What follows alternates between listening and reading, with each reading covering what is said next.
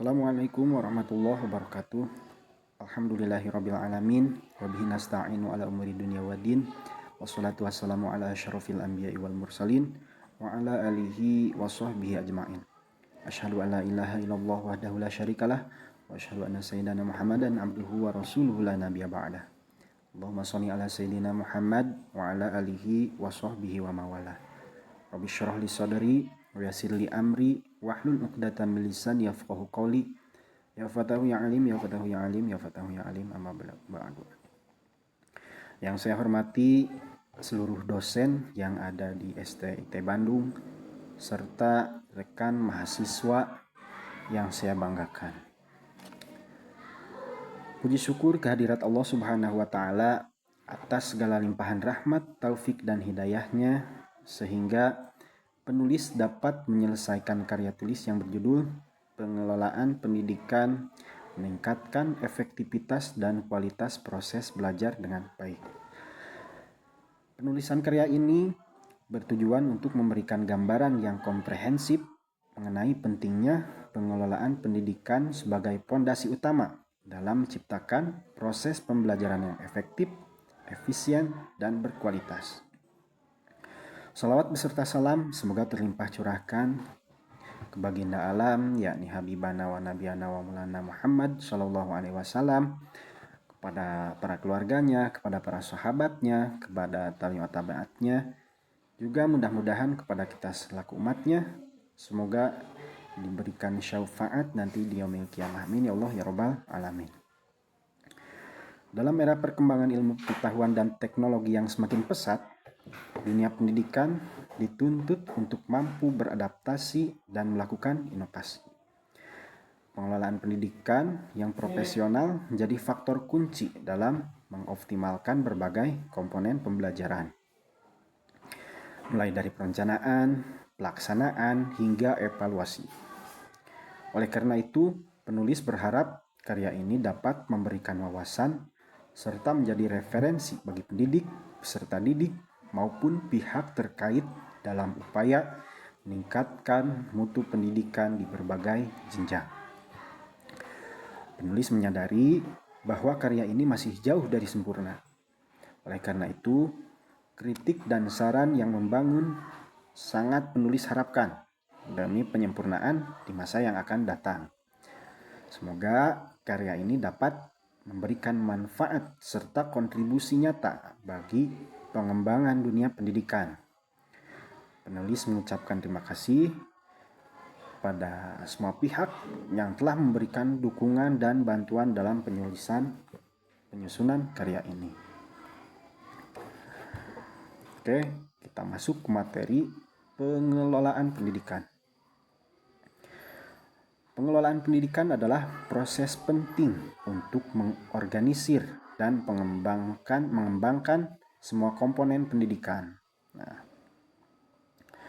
Jadi pengelolaan pendidikan ini sangat penting ya.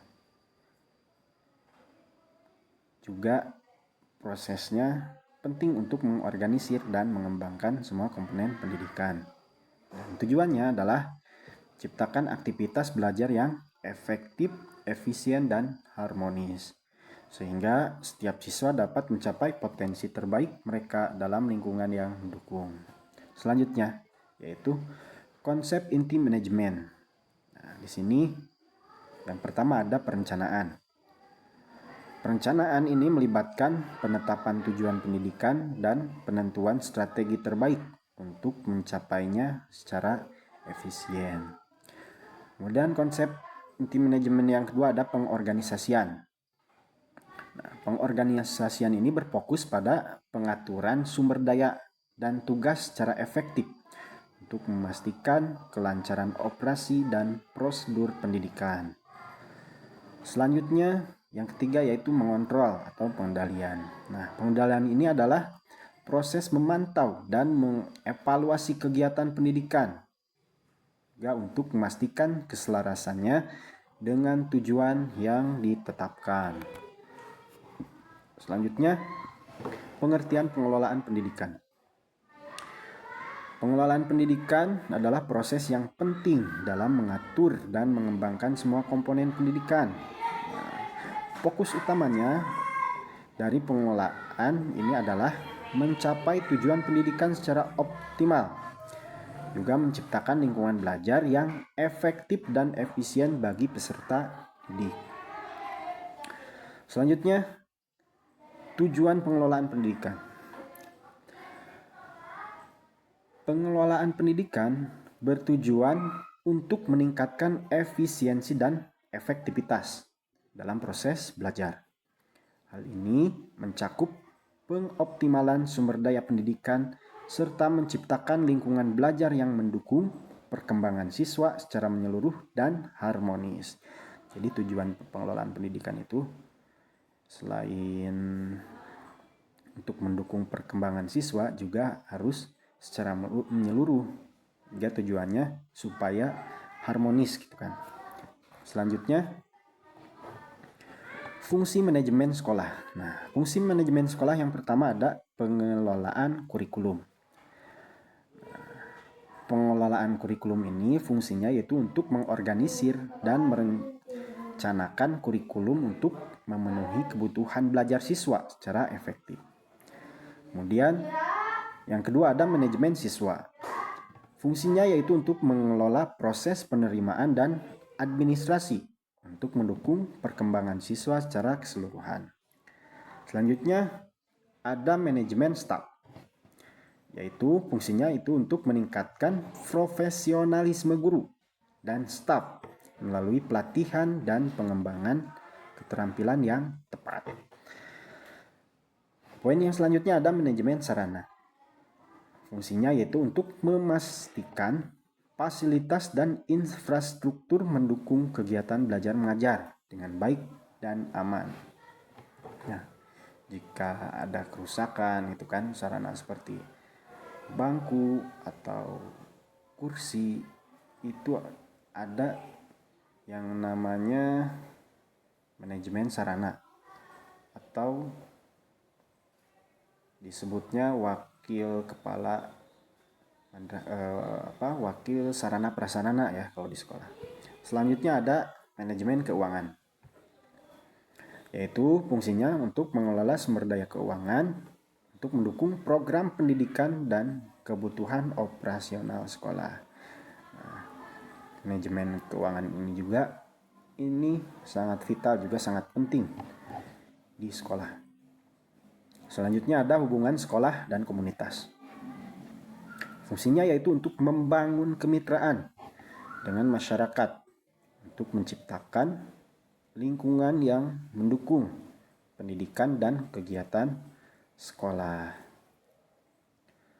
Selanjutnya ada manajemen kelas. Nah, manajemen kelas yang efektif sangat penting untuk menciptakan lingkungan belajar yang positif.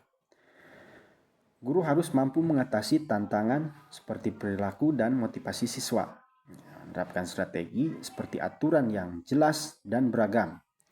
Metode untuk meningkatkan keterlibatan dan mendorong interaksi yang konstruktif antar siswa.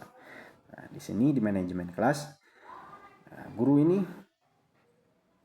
harus mampu gitu kan dalam mengatasi tantangan seperti perilaku siswa, juga harus bisa memotivasi siswa kan, harus bisa menerapkan strategi supaya apa?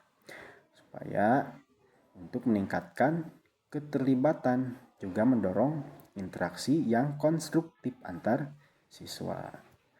Nah, ketika di kelas murid kita menggunakan metode ketika belajar yaitu diskusi gitu kan. Nah, dalam diskusi ini kita sebagai guru harus bisa memotivasi siswa ketika selesai melaksanakan presentasi, nanti di situ ada tanya jawab. Nah, di situ kita mengajarkan supaya siswa ini aktif gitu kan, tidak malu ketika ingin bertanya itu kan, sehingga para siswa ini aktif gitu kan. Selanjutnya ada Manajemen kurikulum. Manajemen kurikulum melibatkan perencanaan, pelaksanaan, dan evaluasi proses pembelajaran. Penting untuk menyesuaikan kurikulum dengan perkembangan terkini dan kebutuhan siswa, sehingga proses belajar mengajar dapat menjadi lebih relevan dan efektif dalam mencapai tujuan pendidikan. Nah, biasanya di kurikulum ini kebijakannya langsung dari Menteri Pendidikan ya. Kalau Menteri Pendidikan diganti biasanya kurikulum juga berganti gitu kan. Tapi itu sekali lagi menyesuaikan ya. Menyesuaikan bagaimana kondisi sekolah atau yang kita jalankan itu tergantung kebijakan dari sekolah itu sendiri kan. Selanjutnya rekrutmen siswa. Proses rekrutmen siswa sangat penting bagi sekolah untuk menarik dan menyeleksi siswa. Proses penerimaan yang transparan jamin keadilan, memungkinkan sekolah mengidentifikasi kandidat terbaik sekaligus memberikan orientasi untuk meningkatkan transisi siswa ke lingkungan belajar. Nah, maksud orientasi di sini, selain rekrutmen, nanti dalam orientasi kan sekolah mengenalkan kepada siswa itu kan untuk meningkatkan transisi siswa ke lingkungan belajar. Seperti apa gitu kan, harus seperti apa, harus bagaimana, nanti di orientasi biasanya dijelaskan. Selanjutnya ada manajemen staf kependidikan. Manajemen staf kependidikan yang efektif berfokus pada peningkatan profesionalisme guru melalui pengembangan berkelanjutan dan pembagian tugas yang disesuaikan. Hal ini memainkan peran krusial dalam membangun tenaga kerja yang kompeten yang memenuhi beragam kebutuhan siswa dan komunitas pendidikan. Nah, manajemen staf kependidikan ini sangat penting ya, terutama dalam peningkatan profesionalisme guru. Melalui pengembangan berkelanjutan, juga pembagian tugas yang disesuaikan. Selanjutnya, kesimpulan. Pengelolaan pendidikan yang baik merupakan kunci untuk meningkatkan kualitas pendidikan. Dengan menerapkan prinsip-prinsip manajemen yang efektif, kita dapat menciptakan lingkungan belajar yang lebih baik, mendorong keterlibatan siswa, dan mencapai tujuan pendidikan yang diinginkan. Terima kasih. Sebelumnya mohon maaf apabila banyak kata atau penyampaian saya sangat kurang dalam presentasi ini. Mohon maaf yang sebesar-besarnya. Dicukupkan sekian. Wassalamualaikum warahmatullahi wabarakatuh.